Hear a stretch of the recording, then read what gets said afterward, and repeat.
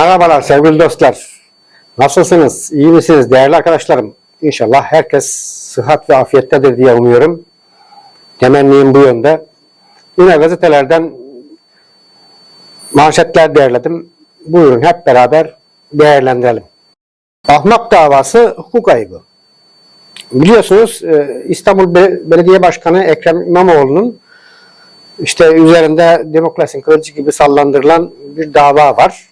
2019'daki 31 Mart yerel seçimlerinde sadece belediye başkanlığı, Büyükşehir Belediye Başkanlığı oylarının biliyorsunuz Yüksek Seçim Kurulu iptal etmişti. Ekrem İmamoğlu Avrupa seyahatinde bunu dile getirince zamanın İçişleri Bakanı Süleyman Soylu bizi Avrupa'ya şikayet eden ahmak İmamoğlu da 31 Mart seçimlerini iptal ettirenler ahmaktır şeklinde bir karşılık vermişti. Bu dava istinafta duruyor henüz. İmamoğlu da Anayasa Mahkemesi'ne başvurdu. İktidara dönük söz hiçbir ülkede siyasi yasağa konu olamaz. Profesör Doktor Adem Sözyer bir yandan kamu görevlileri ağır eleştirilebilir denirken diğer yandan bu eleştiriler de suç sayılıyor. Bunu mümkün kılan düzenleme anayasaya aykırı. Hiçbir demokratik ülkede ahmak sözü hapis veya siyasi yasak konusu olamaz. Diğer yandan İmamoğlu'nun ahmak beyanının YSK'ya değil Soylu'ya ve siyasi iktidara yönelik olduğu belli, kendisine yönelik sözü iade maksadıyla bunu ifade etmiş. Yapılan yargılama Türkiye'nin imajına olumsuz etki ediyor. Profesör Doktor Ahmet Gökçen de ilk sözü söyleyenin suç işlemediği kabul edilip buna cevaben ahmak sözcüğünü kullanan İmamoğlu'nun suçlu sayılması tabii hukuk garabeti aynı zamanda Avrupa Birliği normlarından bu anlamda uzaklaşıldı. Yargı siyasi manevraların parçası haline gelmiş oldu. Böyle bir olay Almanya'da, Fransa'da kesinlikle yaşanamaz. Zaten bu şekilde bir söz konusu olmuş olsa bu karar veren hakim herhalde o koltukta birkaç saat bile oturamazdı. İkisi de boğazlanma Adnan'ınkini yıktılar, Ayhan'ınkini yıkmadılar. Çevre Bakanlığı suç örgütü lideri Adnan Oktar'dan Rus oligark Borisenko'ya geçen İstanbul Boğazı'ndaki lüks villayı şovla yıktı. Halbuki bu villa yıllardır AKP iktidarının süresi boyunca neredeyse orada duruyordu. Belediye el değiştirince bunu da bir siyasi rant kapısı olarak kullanmak istemiş oldular. Buna karşın AKP'li vekil Ayhan Gider'in Çanakkale Boğazı'da yaptırdığı villayı yapı kayıt belgesi iptal edilmiş olmasına rağmen yıkmadı. Halen duruyor yerinden. Huzur evlerinde huzur kalmadı. Neden huzur kalmamış? 12.500 lira maaş alan emeklinin huzur evi ücretlerine %200 ila 400 oranında zam yapıldı. Oysa enflasyon Ağustos ayında %51.97 deniliyordu. Enflasyon %51.97 ise niye %200 ila 400 arasında zam yapıyorsunuz o zaman? Değil mi? Enflasyon %51 oranındaysa ücrette %51 oranında arttırın. 3.551 lira olan tek kişilik oda ücreti 10.652 liraya yükseltildi. Yani astronomik bir artış olmuş. Huzur evi demek ne demek? Huzur evi sığınacak yeri olmayan yaşlıların devlet gözetiminde bakılması demek. Bunu da bir kazanç kapısı haline bağlamış olmak kabul edilemez bir şey. Gerçekten kabul edilemez. Aydın eğitimci sistem dışında. Nasıl sistem dışında? Biliyorsunuz Diyanet ile Milli Eğitim Bakanlığı arasında ÇEDES diye bir protokol imzalandı. Bu protokol kapsamında Diyanet çeşitli şekillerde okullarda imamlar görevlendiriyor veya başka etkinlikler yapılıyor.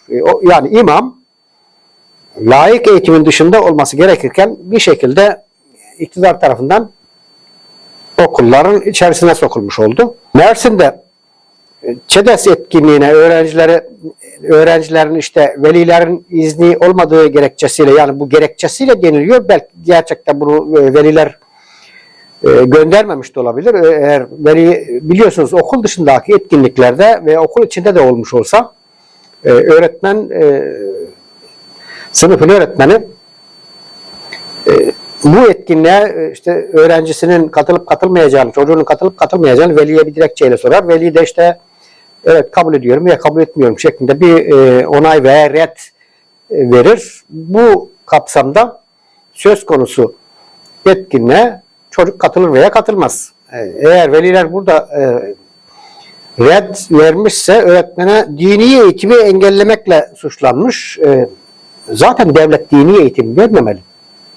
Benim kanaatimde devlet dinler tarihi eğitimi vermekle mükellef olmalı. Zaten Avrupa İnsan Hakları Mahkemesi bu yönde defaatle kararlar vermiş oldu. Ancak bu bizim ülkemizde ne yazık ki uygulanmamış oldu. Aslında biz Avrupa İnsan Hakları Mahkemesi kararları, uluslararası anlaşmalardan doğan bu hükümleri anayasamıza koymuşuz, kabul etmişiz.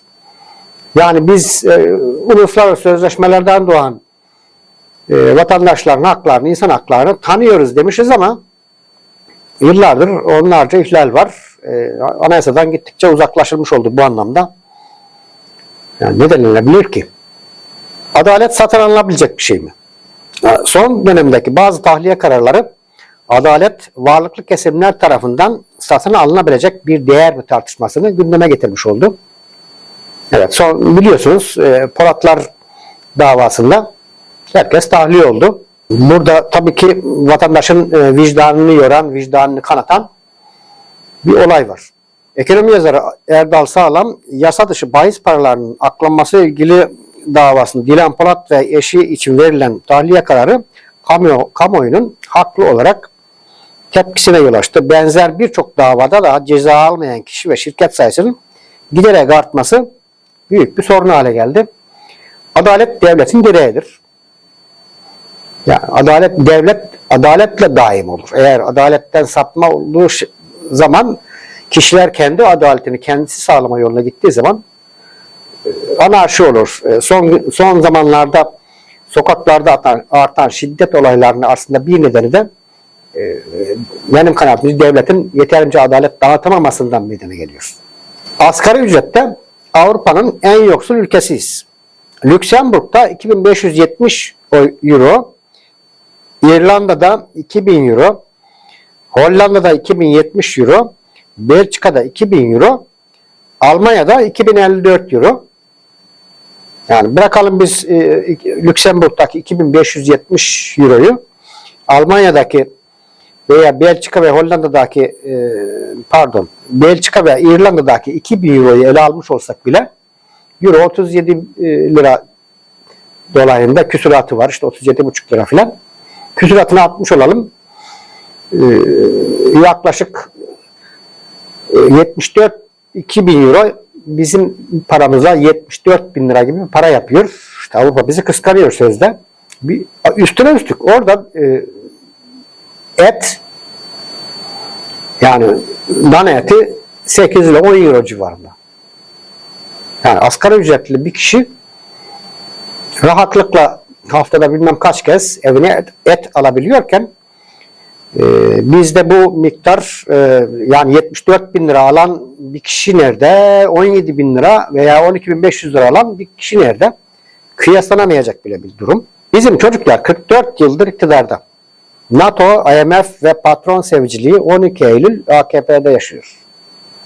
ABD'nin bizim çocuklar başardı dediği askeri darbe AKP'de vücut buldu. Tek adam rejimiyle mücadele edilmeden ülkeyi karanlıktan kurtarmak mümkün değil. Yeniden parlamenter demokratik sisteme, kuvvetler ayrılığı sistemine dönülmesi gerekiyor ki demokrasi tesis olsun. Aksi takdirde bu yaşanacak olumsuz olaylar derinleşerek devam edecek. Boş lahmacun da çıktı. Evet. Vatandaşı bu hale getirene bakıp utansın denmiş ama Yani işte bu fahiş fiyatlar yüzünden boş tost, boş gözleme, boş baklavadan sonra boş lahmacun da çıktı. İçinde kıyma yok. İşte bir salça gibi bir şey sürüyorlar tahminen. Aslında tam çok da boş değilmiş aslında. Ekonomik kriz vatandaşın ağız tadını kaçırdı. Alım gücü düştükçe halkın yiyeceği yemeklerin içi de boşaldı. Yani halk geçim darlığında. CHP 101 yıldır millet düşmanı demiş Akit gazetesi. Aslında bu Akit gazetesi nereden fonlanıyor? Bunun araştırılması gerek diye düşünüyorum. Ben çünkü bu şekilde başlıklar sürekli her gün taciz gerçek dışı beyanlar atarak bunu satabildiğini pek düşünmüyorum. İşte birçok Türkçe ezan okunacak. Türkçe ezanı zamanında CHP iktidar zamanında ezan Türkçeleştirilmişti. Bunu başlık yapmış. İşte Ayasofya'nın müze haline getir. Ayasofya şimdi de müze. Yani ne değişmiş oldu ki bunu eleştiriyorsunuz, değil mi? Derin kriz dönemine hızla yaklaşıyoruz. Çiftçiler eylem yaparken ekonomik kriz altında ezilen işçiler, memurlar, emekliler mitinglerde seslerini duyurmaya çalışıyor ama nafile onların sesini kimse duymuyor. Onlar birkaç tane şirketi beslemekle zamanını geçiriyorlar. İşte nasıl lüks içinde yaşamayı sürdürebilirizin hesabı içerisindeler. İktidar ise dar gelirlere sabır tavsiye ederken mutlu azınlık milyon dolarlık saatlerle, lüks otomobillerle keyif çatıyor. Emekliden kısıp faize ödüyorlar. Artan vergilere rağmen bütçe yine açık verecek. Geçtiğimiz günlerde açıklanan orta vadeli program faiz ödenmesi planlanan trilyonlar vatandaştan çalınan bir kez daha gözler önüne serdi. Orta vadeli programa göre 2024-2027 yılları arasında 4 yıllık dönemde faiz giderleri 8 trilyon liraya ulaşacak. Sadece 2024'te bütçeden faize harcanacak 1 trilyon 297 milyar lira emekli aylıklarına pay edilseydi bugün 14.500 lirayla 20.000 lira arasında bir rakamda emekliler maaş alıyor olacaktı. Yani devlet yönetmek her zaman söylüyorum ben. Tercihler sistemi oluyor. İşte neyi tercih ederseniz ona göre bir sonuç elde ediyorsunuz. Burada emekçi kesim, ücretli kesim iktidarın tercihi kapsamında değil, o kapsamını tercihini başka yönde kullanmış oluyor. Birleşmiş Milletler'den tarihi adım. Filistin'e üye ülke sandalyesi. Filistin ortadan kalkınca burada dalga geçer gibi işte ama biz peki aradan geçen onca 1948 yılından bu yana neredeyse 76 yıl gibi bir zaman geçmiş.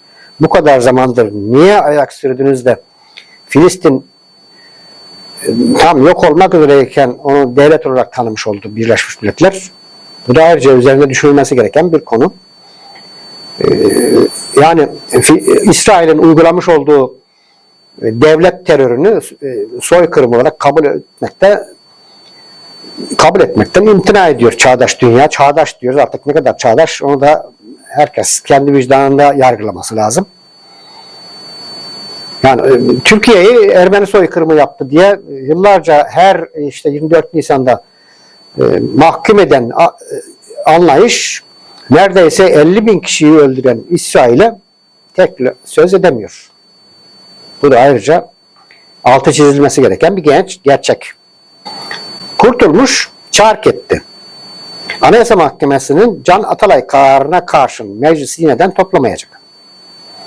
Aslında burada bir anayasa ihlali de var. Türkiye Büyük Millet Meclisi Başkanı Numan Kurtulmuş'tan kavgalı oturumun ardından ikinci kez Can Atalay için olağanüstü oturum başvurusu yapan Cumhuriyet Halk Partisi'ne daha önce aynı konuda olağanüstü toplantı talep ettiği gerekçesiyle ret yanıtı verdi.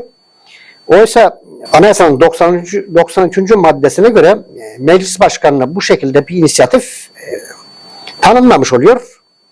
Yani işte aynı minval üzere ikinci kez veya birden fazla olağanüstü toplantı talep edilmesi konusunda meclis başkanı karar verir demiyor anayasa.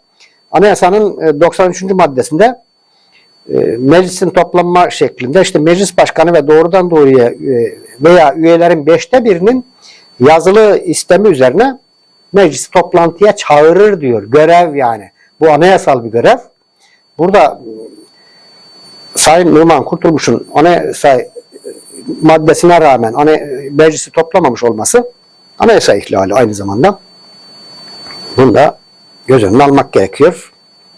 19 gün sonra cansız bedenine ulaşıldı biliyorsunuz. Diyarbakır'daki canımız Nari'nin. Cevap bekleyen birçok soru var. İşte bu olayın iki en çok adı geçen aktör var. Bir amca var, bir de Nevzat var. Cevaplanması gereken birçok soru var. İşte amcanın telefonunun veya diğer telefonunda çözümlemeye gönderildi veya bilgilerin Meta şirketinden istendiği söyleniyor. İşte bütün sır Narin'i kimi öldürdü, neden öldürdü, nasıl öldürdü bu görüşmelerden sonra ortaya çıkmış olacak. Dileriz ki bu çocuk cinayetlerine bir daha yaşanmasın, bir daha bağrımız yanmasın, içimiz acımasın diliyoruz. Polonez işçileri çocuklarıyla tehdit edildi. Emniyet müdürü bu kez sınırı aştı. Sendikalaşmak istedikleri için işten atılan 146 Polonez işçisi darp edildi. Emniyet müdürü orada toplanmış olan işçilere işte eğer ben sizi gözaltına alarak hakkınızda işlem yaparsam çocuklarınız işte ağzıyla kuş tutsa bile bu olaydan sonra sicil olur. Hiçbir yerde iş bulamaz gibi bir açıklaması oldu. Bu kabul edilemez bir şey. Çünkü toplantı ve gösteri yürüyüşü örgütlenme hakkı anayasal bir hak.